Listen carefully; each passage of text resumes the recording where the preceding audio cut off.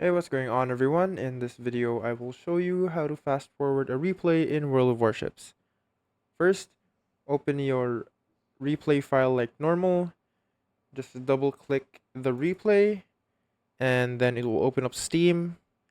What you have to do is just click on continue. It will just launch the game with custom arguments. It won't really matter, just click on continue and wait for it to load. And once the replay starts, you can use your keyboard controls to manipulate the speed of the replay. Pressing insert on your keyboard increases the speed of the game,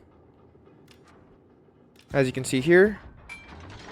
And pressing delete on your keyboard decreases the speed of the game,